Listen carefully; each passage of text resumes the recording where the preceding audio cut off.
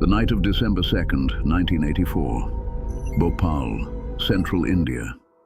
An entire city is asleep, and within minutes, a silent death begins to creep through the streets. No explosion, no warning, no noise. Just an invisible cloud seeping into homes and into people's lungs. In a single night, thousands of people died in their sleep. How could a factory have done this? That's what we're going to find out.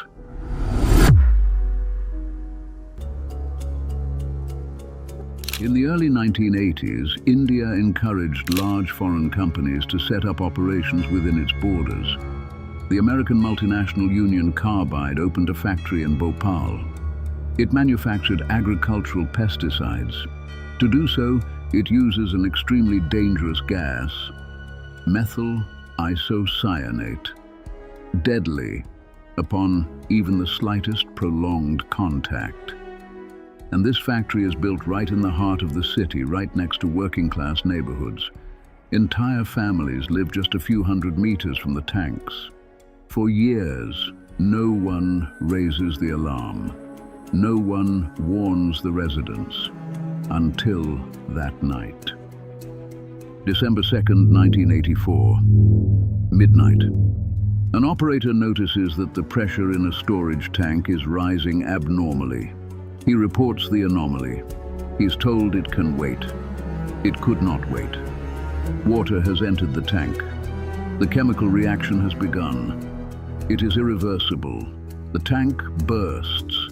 40 tons of methyl isocyanate escape in less than an hour. The toxic cloud is heavier than air. It does not rise. It creeps along. It follows the alleyways, slips under doors, invades the houses. Bhopal is still asleep. The first awakenings are violent. Intense burning in the eyes, throats on fire, an inability to breathe. People pour into the streets without understanding what is happening. And then total panic sets in. Hundreds of people are running in all directions. Children are crying. Bodies are collapsing. Dead animals litter the pavements. Some are fleeing downwind, straight into the cloud without realizing it. There are no sirens, no instructions, no warning. No one had anticipated that this could happen. At sunrise, Bhopal looks like a ghost town. Bodies lie in the streets. Thousands of people wander around, blind, seeking help. The hospitals are overwhelmed within hours. The doctors don't know what to do. Union Carbide refuses to disclose information about antidotes. The figures are chilling. Between 3,000 and 8,000 deaths in the first few days. Some independent estimates put the death toll at 15,000 to 20,000 over the following years. More than 500,000 people exposed, entire neighborhoods devastated.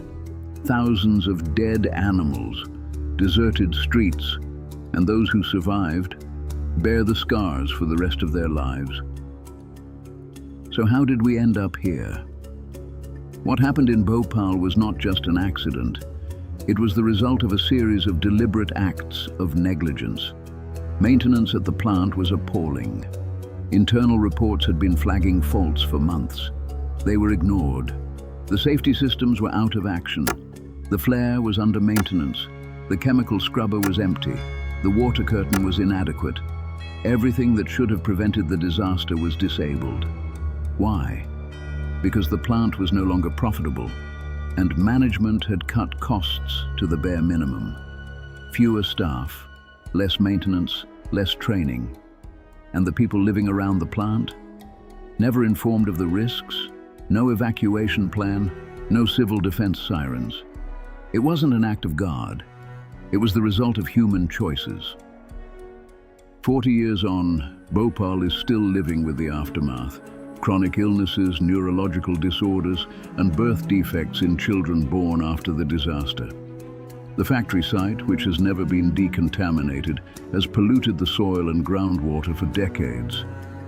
And what of justice? The CEO of Union Carbide left India a few days after the disaster. He never returned. He died in 2014 without ever having been brought to trial. Bhopal, a name the world has almost forgotten. But the people who live there have no choice but to remember. How far can we sacrifice safety for profit? Bhopal has been asking us this question since 1984, and we pretend not to hear it. Bhopal is not just a tragedy of the past. It is a warning. It is up to us to decide whether we listen to it.